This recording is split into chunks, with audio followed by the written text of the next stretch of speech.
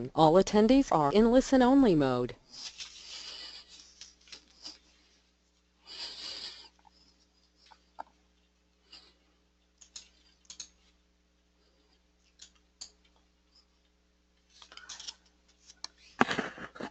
Good afternoon, and thank you for joining us today for our YANGtime webinar. Before we get started, I have a few housekeeping notes. In order to receive your CEU credit, you must fill out the short survey at the end of the webinar. This survey will also be emailed to you tomorrow afternoon in the event that you don't have time to do it right after the webinar, but just make sure you do that so you can earn your CEU credit. As always, please type in your questions into the chat box on the right side of your screen.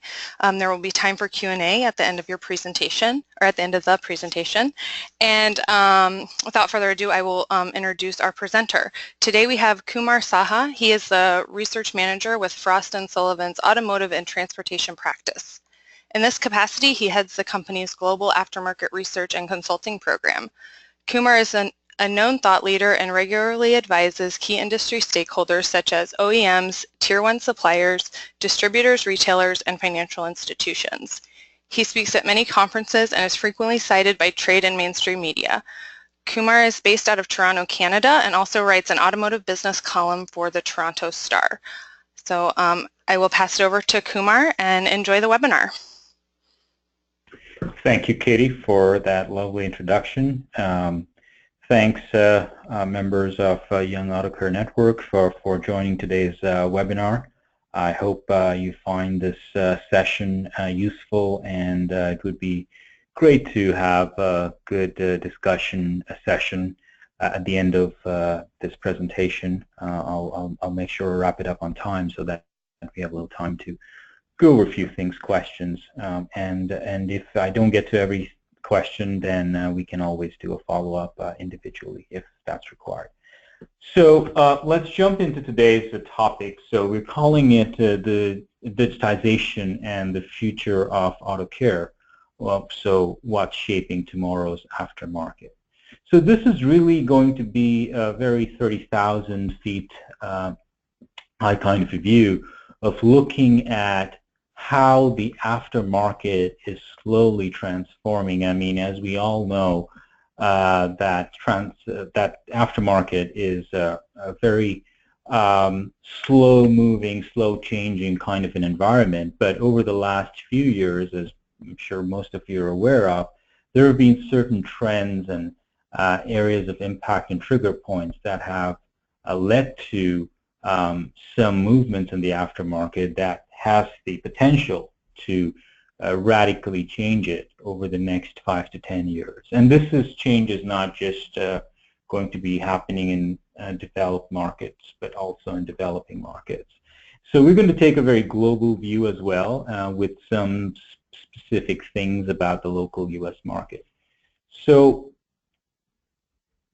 let's start at the end.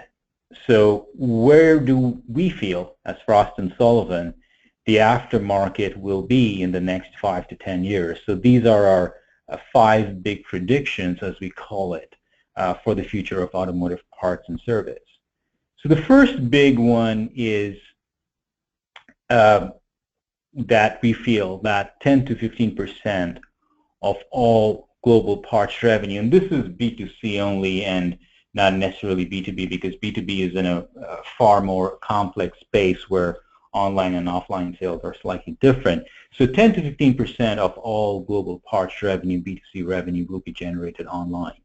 And this number would be typically higher in more developed economies like North America, but the growth rate would be much higher in countries such as China and Brazil, where the economy, demographics, the vehicle mix, connectivity, all of these things are changing rapidly. The second big prediction, which kind of is a subset of what we just hit upon, is that OEMs and suppliers who, traditional participants who have typically been away from what we call the downstream of the aftermarket, the actual distribution of products or sales of products, they will increasingly get more downstream. So upstream participants get more downstream, and start more direct sales, either via digital platforms or some kind of a combination of both digital and offline platforms. And this activity was probably going to be more pronounced in BRIC markets where the aftermarket structure is far more diffuse, far more fragmented, and connectivity and digitization and e-tailing will give that much required common thread or binding force to the aftermarket in some of these BRIC countries. And just keep in mind that that the environment is much less entrenched over there. I mean, here it's, you know, if you're trying to sell directly to a customer, you get into distribution conflict, channel conflict, and all of that. But that thing exists much less in some of these BRIC markets. So that's why some of the transformation or the upstream to downstream move is going to be more prominent in these countries.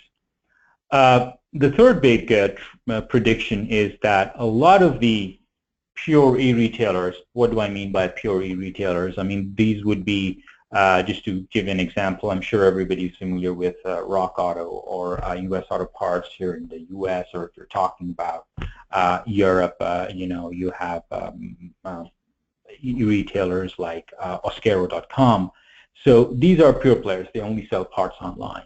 And then there are aggregators like RepairPal, AutoMD that are more, you know, put customers in touch with service chains, kind of like an, if you will, like an Expedia for, you know, service and maintenance. A lot of these independent, small independent companies will be acquired by traditional participants. We are already seeing some of that happening, and that trend is only going to grow. We've had the instance of AutoZone acquiring AutoAnything.com back in 2013 in the U.S. market. In the European market, it's been fairly prominent. And you have had Michelin acquire, for instance, two companies, two tire e-retailing companies, one in France and one in UK. So this trend is actually going to grow. And this is probably not bad news for suppliers, because what it really does is kind of, you know, reestablishes or reaffirms some of these, you know, traditional contacts you have. So if you're already doing business with AutoZone, and if their online business is going to grow, then it really does not entail a necessary reimagining of your own supplier, of your own distribution structure. So you have a relationship with AutoZone, and you keep on selling stuff to them. Then we also feel, as I touched upon briefly, that China will be the most attractive market when it comes to revenue growth and digitization. China has a very, you can call it the perfect combination of very high connectivity growth. So people with smartphones or with internet, it's growing rapidly. It's very strong VIO growth despite all the economic headwinds that you keep hearing about.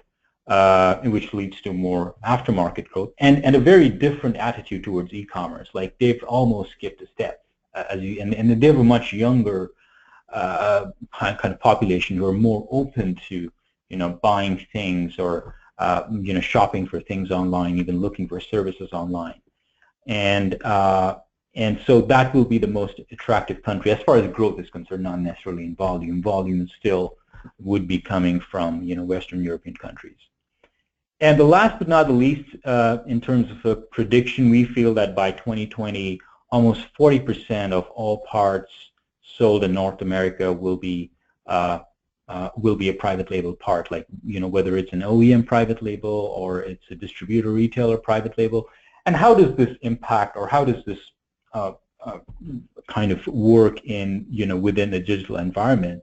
I mean, kind of consider the impact of, you know, online sales. I mean, what kind of products will be sold online is going to be more private labeled. And then you have a lot of the pure players. Let's say the big question would be, would Amazon ever have its own private label when it comes to parts? We know that Amazon's automotive category has been growing like by 40–50% year over year almost.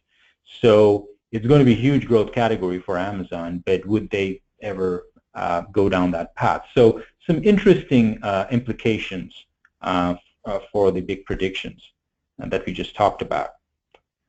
But we start in the end, so let's just go back to the beginning and then kind of work ourselves through the entire presentation. So what are some of the big trends, mega trends that are driving these changes, which will lead to the end story that you saw? So so we feel that urbanization is one of those big trends, and for the North American market or for the European market, that may not necessarily be such a big change. I mean, we've already been urbanizing at a very high rate over the last 20, 30, 40 years. But the rate of urbanization, for instance, again, in brick markets is very rapid, and there's been a lot of change over the last 10, 15 years, which has led to creation of new retail formats, different kinds of locations, smarter distribution networks, and that itself is kind of facilitating some of the changes that we're seeing in the aftermarket. And this has more or less happened more on the overall retail side, but it's only a matter of time before it trickles down to the aftermarket. The biggest mega trend, as anyone's guess, is obviously connectivity. I mean, we're having this conversation today because of what connectivity or how connectivity has changed any business that you can talk about, including aftermarket. And again, bricks and clicks is kind of a subset of connectivity and the different business models that it enables. We feel that in future, whatever you're saying, I mean, kind of selling into the aftermarket, you know, whether it's a part, whether it's a service, again, you know, whether you're a supplier or a distributor retailer, a traditional or a new player, any business will have an element that is both online and offline. And it will be what we call an omni-channel presence, where you do not know where one begins and one ends. So that is definitely going to be one big trend that's going to, you know, change how we do business in this industry. And the other big one is obviously social trends. I mean, we have heard a lot about, you know, Generation Y and their particular buying habits, their particular ways of, you know, engaging with any kind of business. The same, and we're seeing a similar shift in demographics, let's say, with women customers. For instance, we recently did a study and we looked at stats, and we saw that that in developed markets such as US, Canada, and the UK, for instance, women drivers constitute nearly 50% of you know, vehicle owners, and that number is only growing. So, and we have also done research on how these customers engage with the aftermarket. They have different needs, they have different attributes of how they buy things. So all of these things will kind of change or have that mega impact that will bring some change in the aftermarket.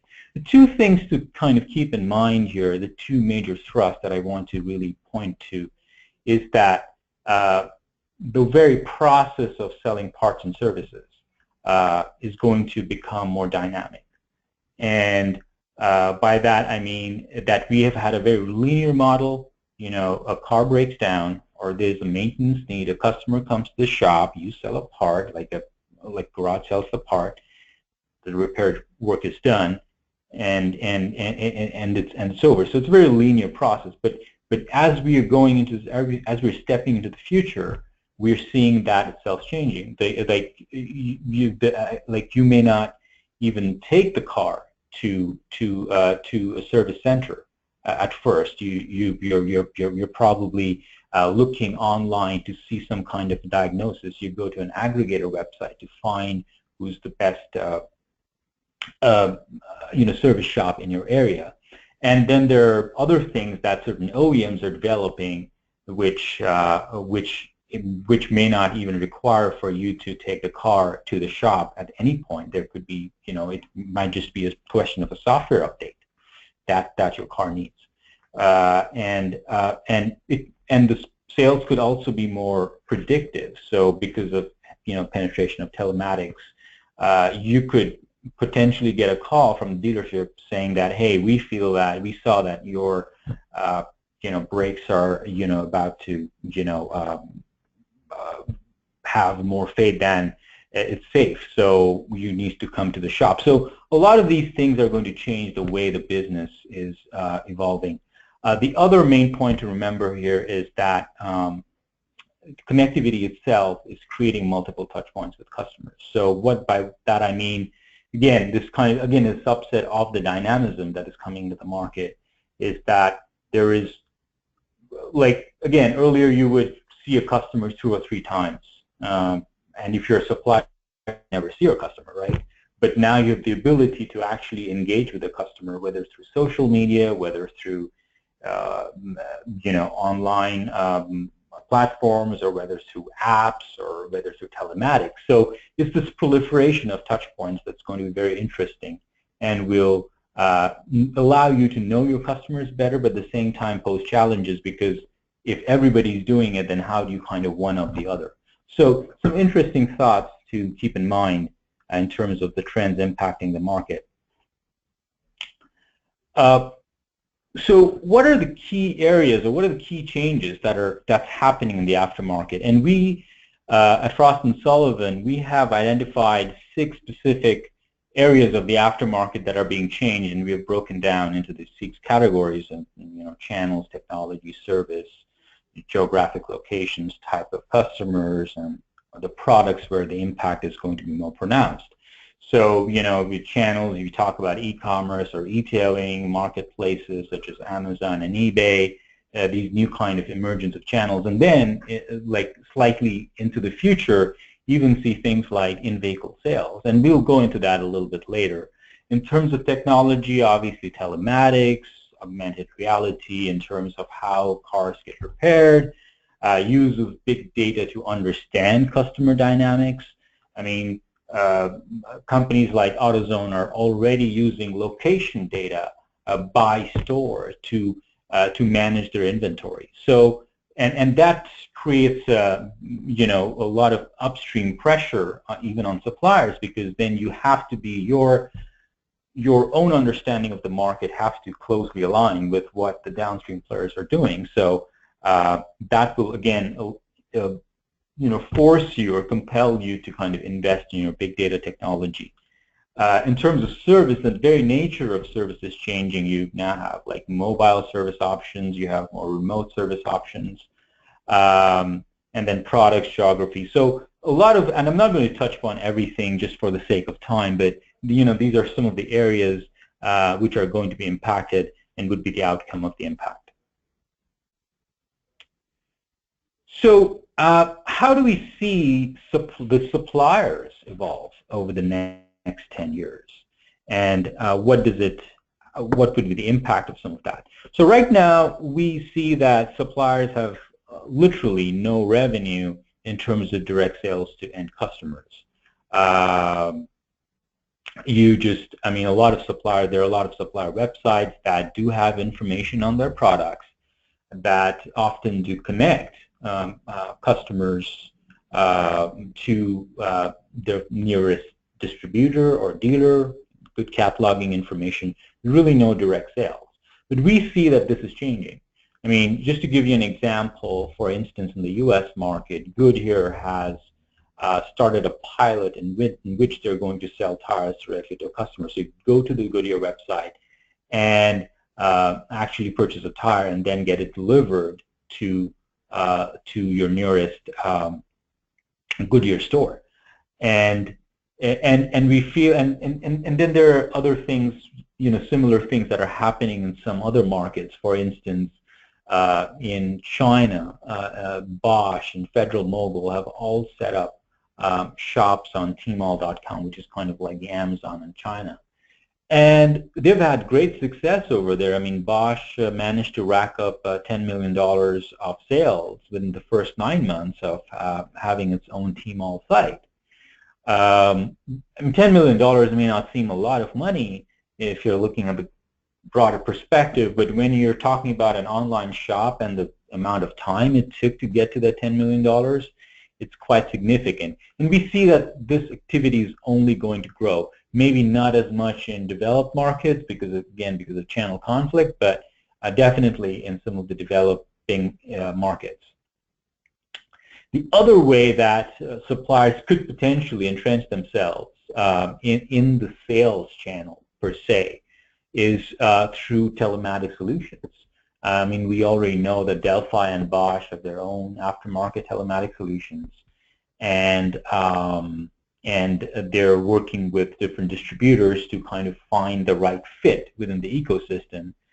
But once that fit is found, these telematic solutions could not only be used for predictive analytics or prognostics, but also to actually remind drivers about, okay, your air filter needs a change, or your oil filter needs a change, or your brake fat is pretty bad. And, like if you come to the store in the next, 10 days, we can give you 10-15% discount. So things like that are already a possibility. And again, if you look beyond the suppliers, if you look at OEMs, GM is already toying with that idea with its OnStar application. And again, once the telematic solution finds a place within the aftermarket and is more adopted or well adopted, there are specific good viable business models. We feel that this could also be a possibility. In terms of the business model, so we already touched upon this a little bit.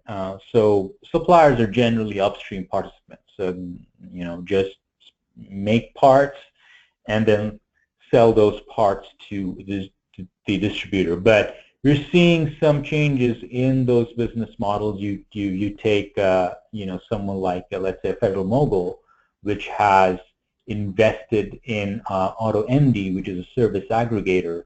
I mean, and then it's also gotten into the business of technician training. So you see that suppliers are kind of flexing their presence across the different parts of the ecosystem. And I think FederalMogul is a great example of a company that is trying to entrench itself in different parts of the ecosystem so that it has a greater control over what goes out to its customers and is able to kind of generate some form of revenue from each part of that ecosystem.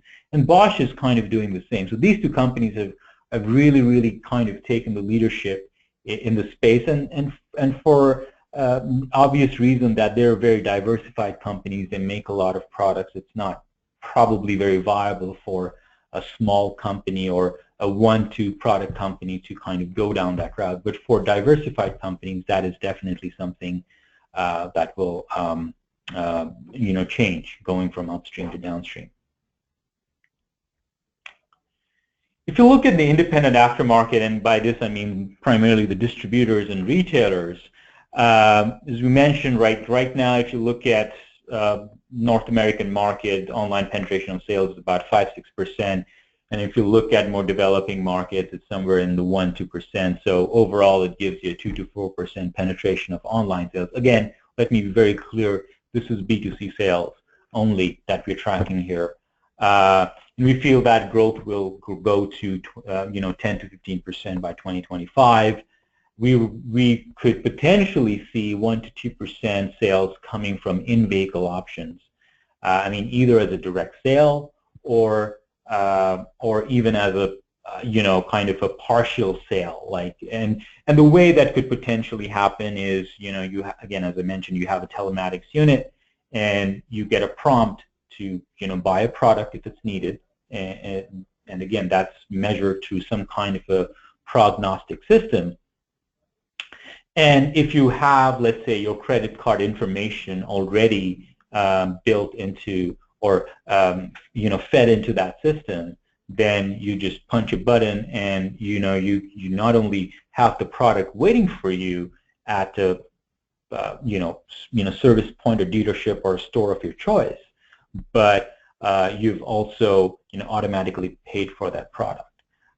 So that is a possibility that is definitely going to happen some point in the future. In terms of competition, right now the aftermarket, we are seeing a lot of new entrants coming to the market: aggregators, marketplaces, e-retailers, a lot of small players. But as I mentioned earlier, that a lot of these smaller players, independent players, will either disappear in the next 5-10-year phase, or they will be acquired or merged with some of the traditional distributors and suppliers. If I look into B2B sales, right now we feel that at least in developed markets, 15 to 20% of pure B2B sales happen in an online environment. And this is kind of a little hard to measure because, a lot of the B2B sales, you always have like these shop platforms that, that are technically e-commerce. A lot of times, technicians will call in for a part or something like that. So it's kind of a little hard to kind of quantify that. We feel that at least 15 to 20% of the sales are right now pure, purely happening online, particularly through some of the systems that have been put in place, let's say by a company like Worldpac, which has a very strong shop platform for delivering products or purchase of products. And we feel that by 2020, 2025, like 40 to 50% of those sales could be happening purely online when it comes to B2B. So, and just quickly touch upon the OES channel evolution, very similar ways that the OES channel is going to evolve over the next 10 years. Again, a lot of the OEMs are some kind of treading the water of selling to customers directly. Again, this is happening primarily in markets like China.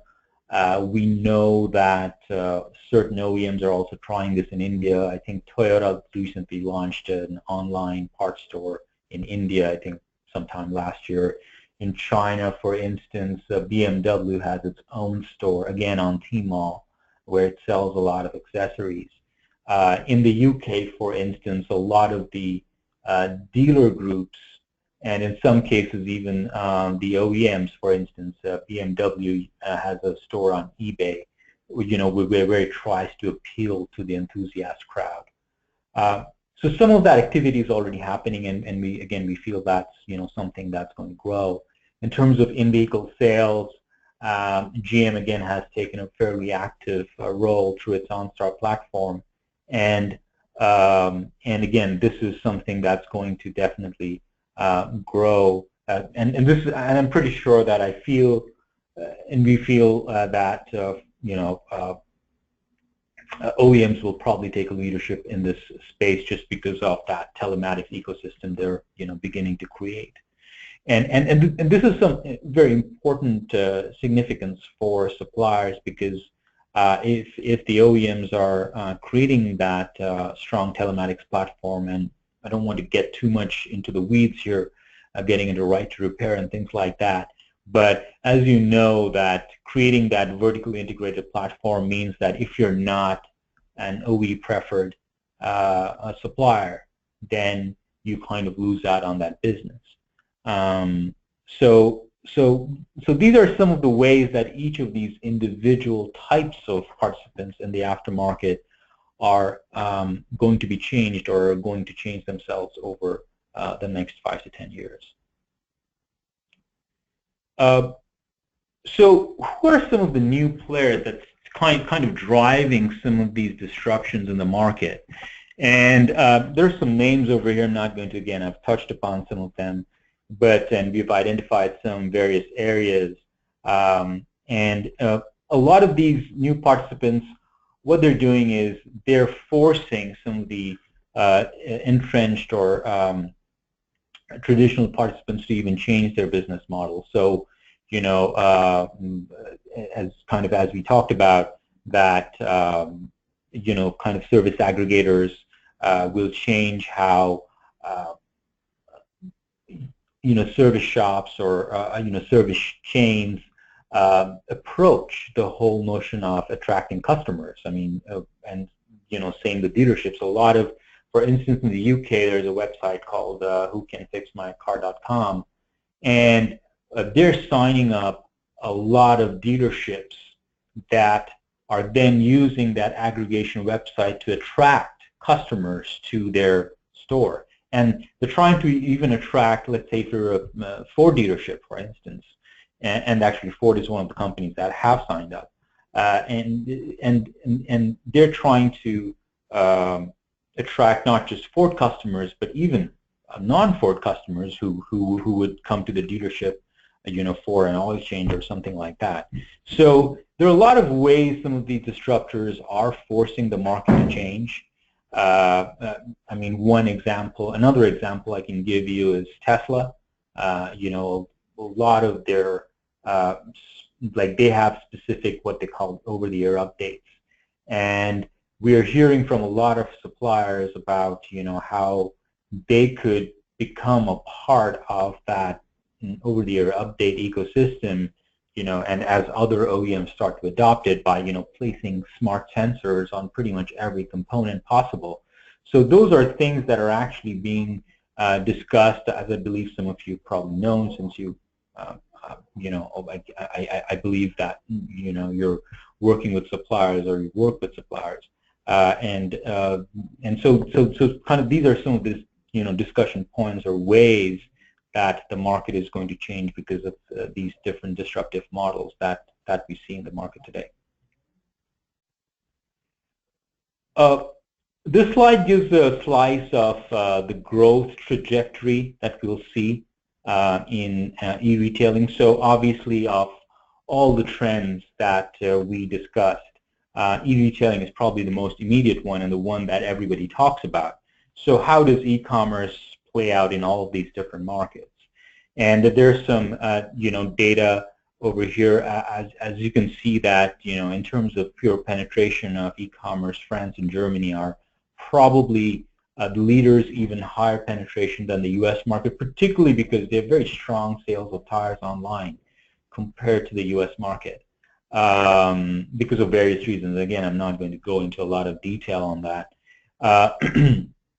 Countries like China, India have fairly low penetration of e-commerce right now, but the growth trajectory is going to be very, very high, and because of faster adoption once that tipping point, once we go through that tipping point in some of these markets.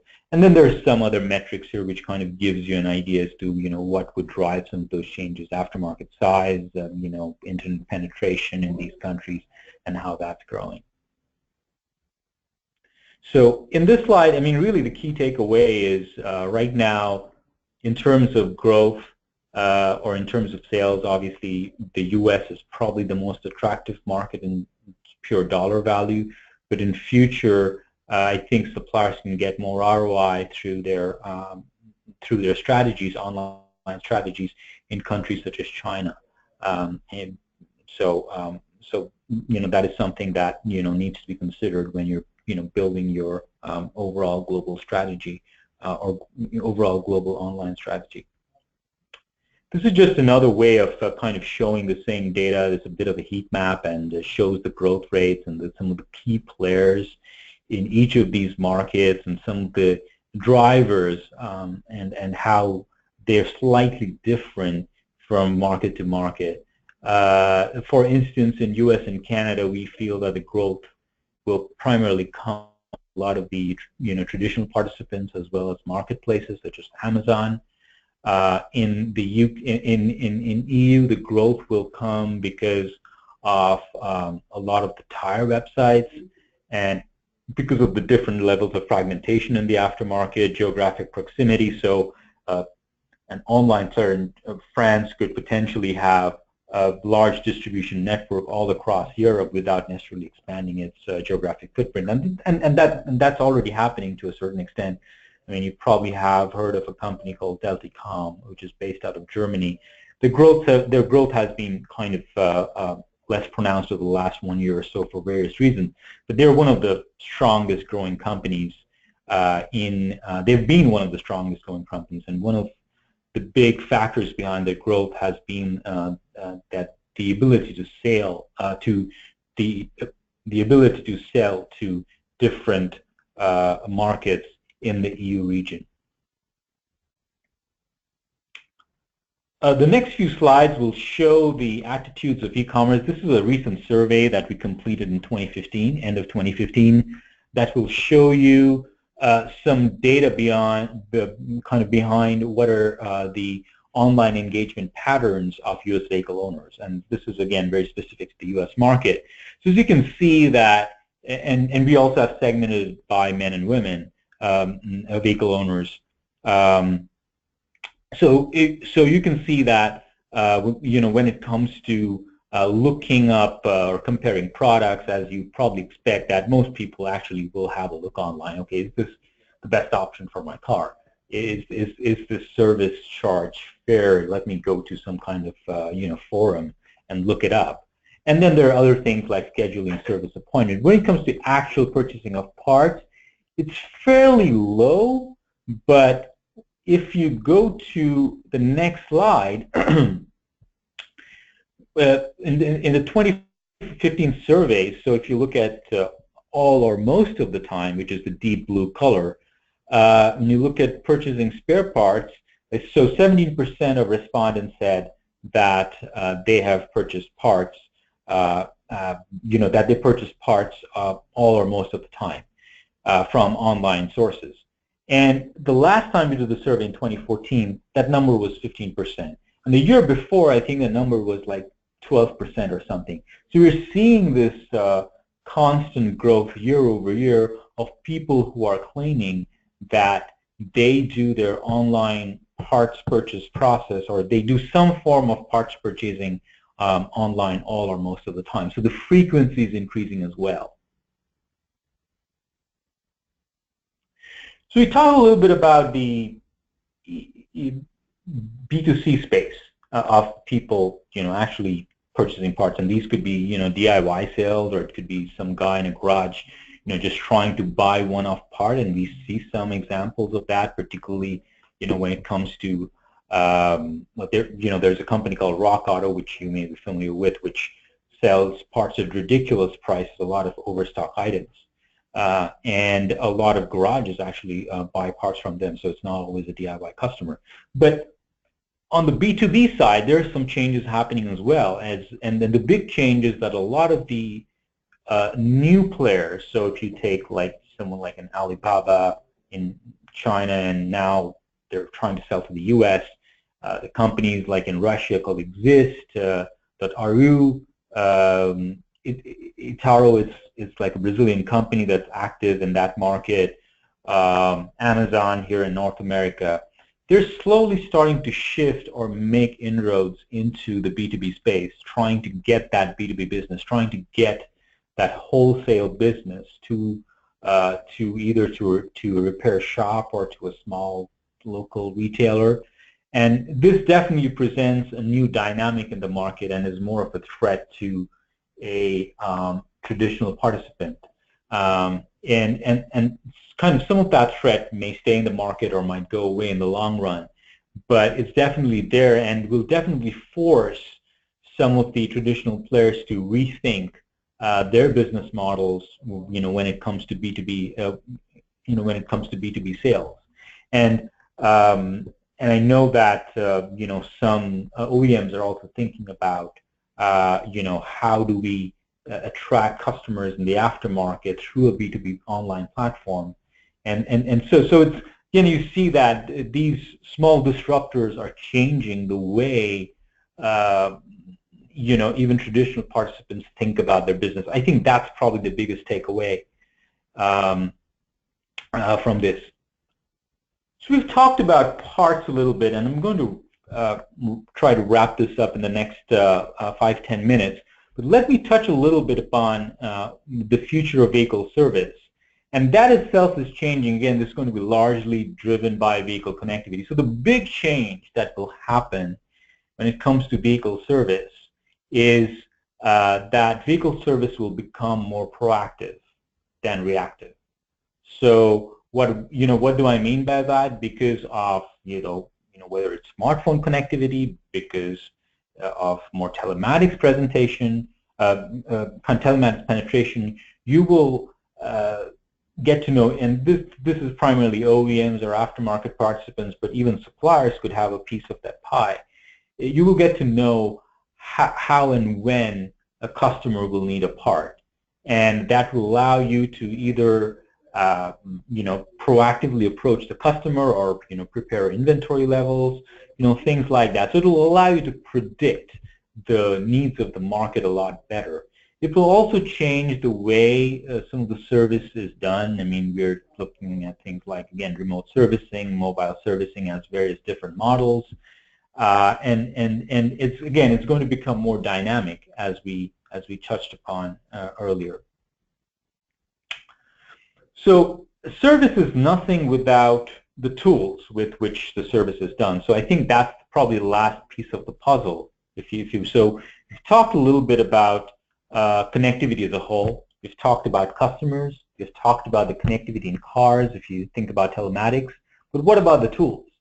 And in this case, so the tools translates to technicians.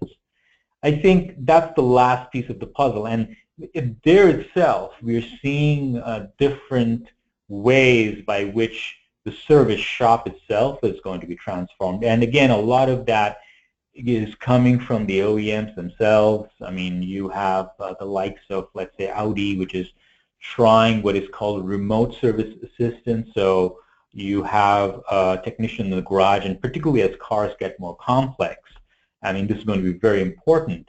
And so you have a complex car and you have a cam in the garage, and there's some guy sitting, I don't know, it could be anywhere, like on the West Coast, for instance, and you're repairing some car on the East Coast, and that person sitting in an office with access to the latest, diagnostic tools or diagnostic information is then able to support the technician. So you have this different elements of robotics, augmented reality, virtual reality, use of tablets in dealerships to even know before a customer walks into the dealership with a car, to know exactly what's wrong with the car. So to have that electronic or digital interfacing, that itself will be the last piece of the puzzle that will completely transform the whole ecosystem. So next few slides will give you a piece of or sample of what would this changed aftermarket look like, and what would be some of those specific elements of the change. So this slide shows how the different levels of the purchase process, what would be the digitization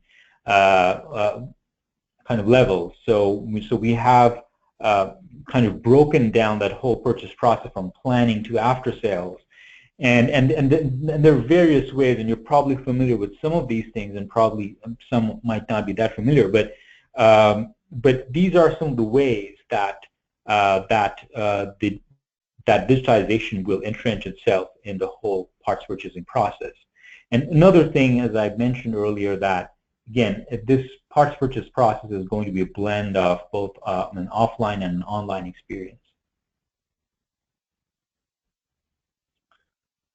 This slide gives you, again, a snapshot of what a connected parts store could potentially look like in 2025, with self-service options, with more electronic display of parts, with different kinds of staff that could be both virtual staff as well as more female-friendly staff because of the nature of the demographics.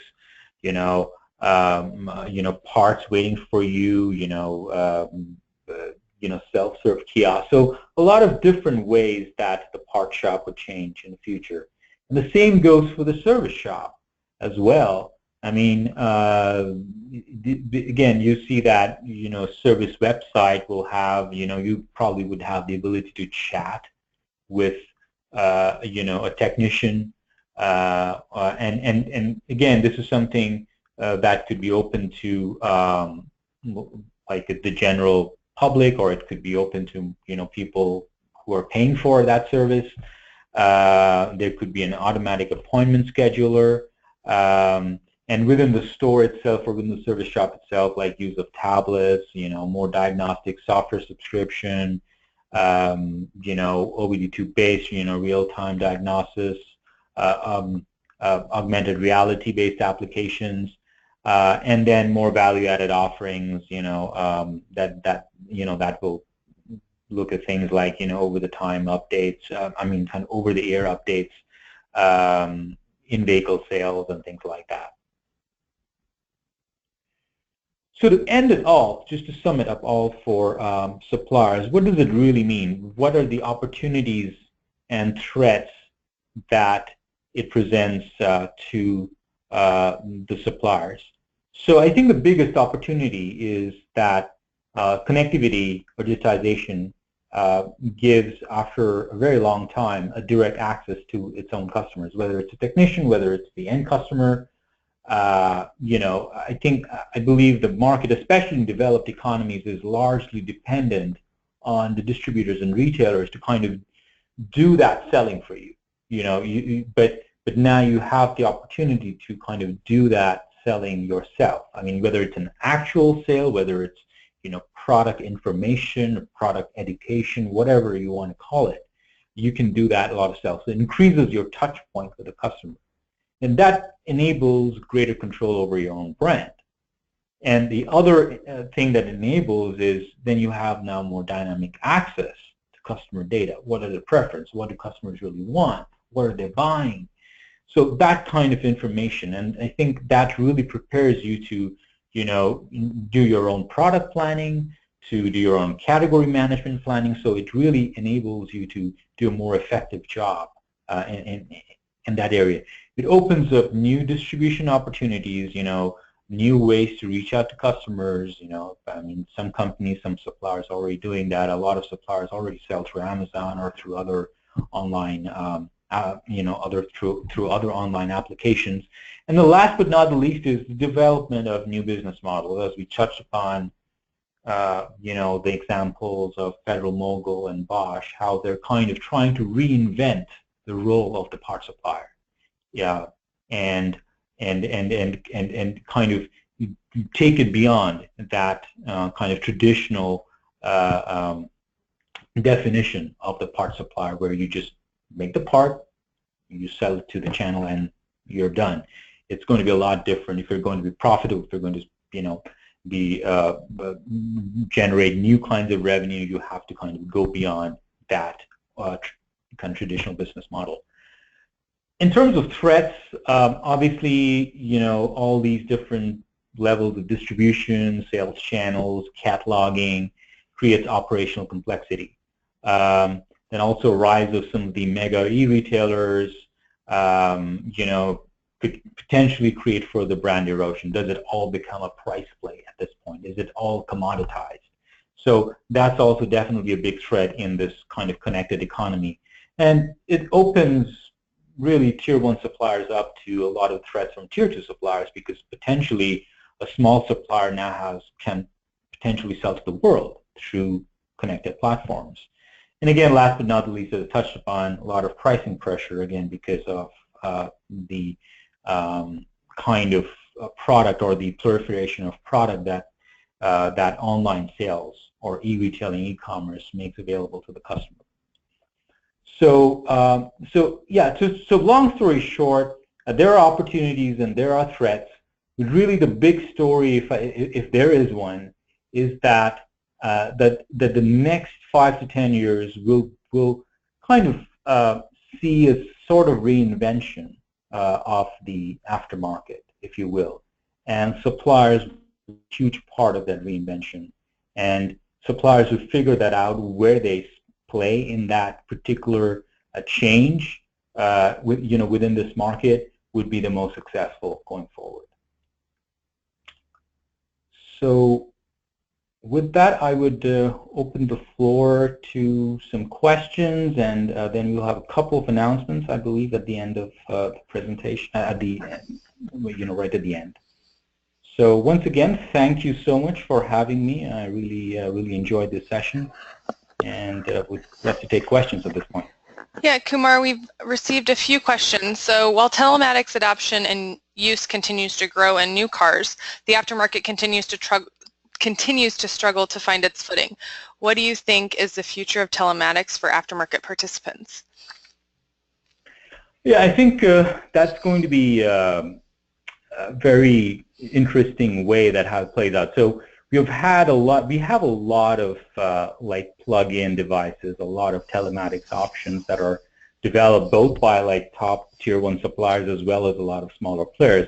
Where it has struggled a little bit is in adoption. We have seen some adoption on the insurance side of the business, but when it comes to actual adoption in kind of predictive analytics and prognostics and being actually used by regular vehicle owners, I think the important thing is to the business model, and I believe that traditional distributors will have a huge role to play in that. I mean, somehow they'll have to figure out a way to absorb the cost and kind of ensure that they, I don't know, drivers for free, and that they get some benefit out of the long-term benefit out of it. Obviously, otherwise they're not going to absorb the cost.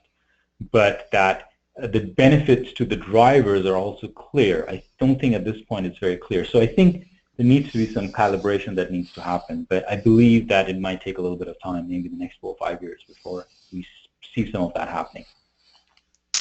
Okay, the next question. One of your key predictors for 2020 to have 2 out of every 5 parts sold in a private label. Does that prediction look at the sales to the professional installer or general sales? So that's general sales. So that would be overall sales from the supplier. So what we're seeing is, I mean, obviously sales to the installer, and the DIY market is probably about 20-25% at this point. So most of the sales are to installers or to retailers at some point, but it does take into account the whole spectrum. I mean, obviously branded sales are typically higher to the DIY customers, but we have some data that shows that the faith of DIY customers in AutoZone brands or Napa brands are only growing year over year. Their quality proposition has improved. So. Okay, so with industries such as tech, retail, online search, and travel incorporate AI into their businesses, how do you see AI fitting in the auto industry? That's a great question. I mean, obviously, it's very. I mean, it's kind of hard to define AI in that sense. I mean, kind of everything to a certain level is an AI. Like if you're using some kind of predictive analytics, if let's say a telematic system is able to tell you that this vehicle or this part in the vehicle might fail in the next 6 months, then that itself is some kind of an AI functionality. And so I think over the next 5-10 years, we'll have some of those rudimentary functions that will entrench themselves in the aftermarket. Now, we obviously have talks about autonomous cars coming to the market by 2019 or 2020. How would that impact the aftermarket? It's probably a little too early to tell. But some of the rudimentary elements of the AI ecosystem would probably start impacting through the telematic systems. We're getting a lot of questions, so we might not be able to get to all of these. So what impact will digitization have on the small mom and pop repair shop? On what, sorry? So like independent repair shops, the smaller mom and pop shops. Repair shops. Yeah, the mom and pop shops. I think, and again, this is something that's been discussed for very long. There could be 2 things here. A lot of these shops will disappear as cars get more complex, as you need to invest in a technology to remain relevant. But at the same time, technology is also enabling some of these shops to get more customers. For instance, service aggregation, where you have the ability to kind of, sell your shop through this aggregated platform. to sell your services and you're rated by customers, and and the more ratings you get, you're able to attract more customers. So within the next 5-10 years, yes, there'll definitely be a reduction in the number of mom and pop shops, as either they disappear or they get absorbed into some of the franchisee model. But will they disappear completely? No, because I feel that, or we think that that some of these mom and pop shops will survive because of the levels of connectivity that they can access and then attract customers. Obviously, probably the levels of jobs that they'll do is fairly low, mostly mechanical repairs, and I don't think mechanical repairs are going away anytime, anywhere soon. So they'll have a place in the ecosystem. How large of an effect do you think a declining car ownership and autonomous vehicles will affect the aftermarket within the next decade? Autonomous vehicles, frankly, if you ask me, I don't. We might get cars that are ready, but will we see them on the streets in the next 5 years? I doubt it.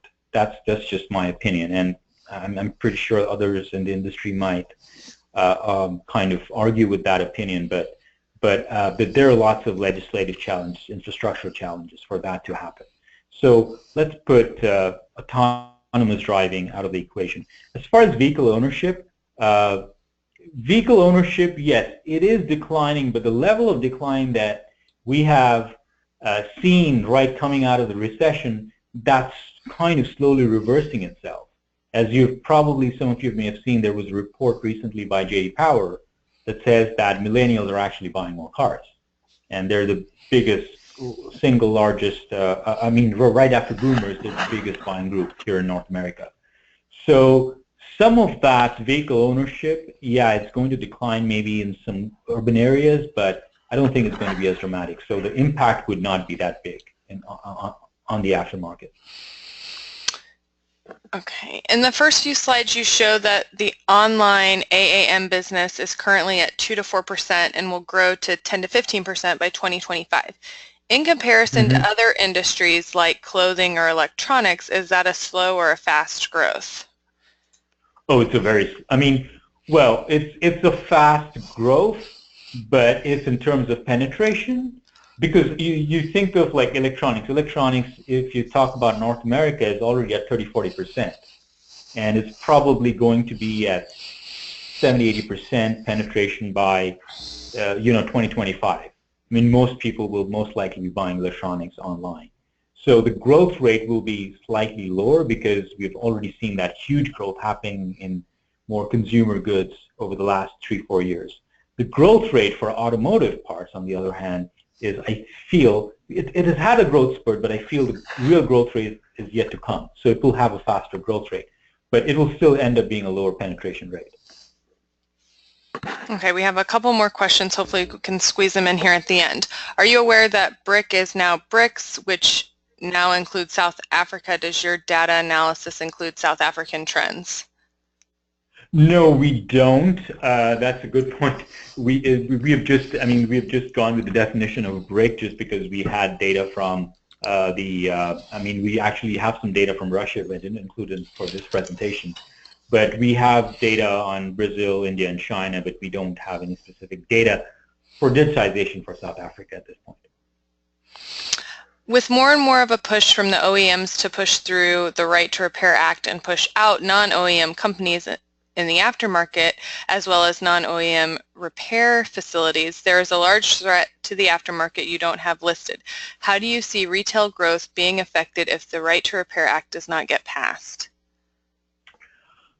This is a very, very big question. I don't think that we have the time to kind of answer all of it.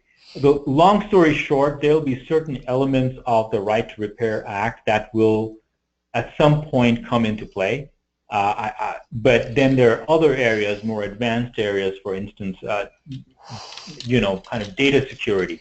There's more and more, kind of penetration of electronic systems or software systems. Who owns that data? How does that data get distributed? So there are some questions, but when it comes to mechanical parts, I think that we will probably get to a place where, you know, it's not that big an issue. But when it comes to the more advanced electronics, that's where the battleground is going to be. But it requires a little more. And I absolutely agree that it's definitely going to be a big concern over the next 5-10 years. But it requires a slightly different platform to kind of discuss all the implications of that. Great. Okay, well that wraps it up for the questions we have time for. Kumar, I think you have one other announcement about an upcoming webinar that you have.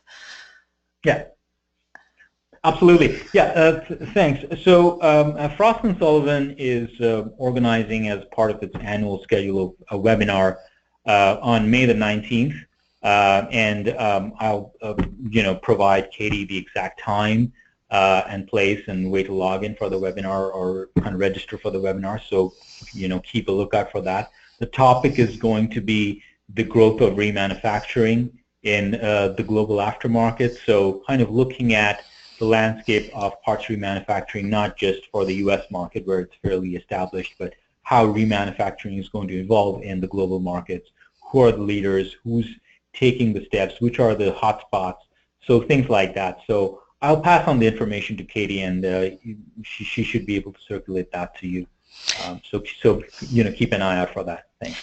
Yes, we will certainly include that in our next edition of the Youngster Wrap, which comes out the beginning of May. And then our next YANGtime webinar will be June 23rd. Kumar, if you can go to the next slide. Yeah, sorry. That's okay. With Todd Campo, IHS Automotive, Emerging Global Vehicle Markets. It'll be a great topic. So Thursday, June 23rd, registration for that is now open. There will be a link sent to you to your email tomorrow. And don't forget, in order to get your CEU credit, you need to fill out that survey at the end of this broadcast, or it will be emailed to you tomorrow as well. So thank you so much for attending and have a great afternoon. And thank you, Kumar. Thank you. That was a fantastic presentation. Thank you. Thanks for your time.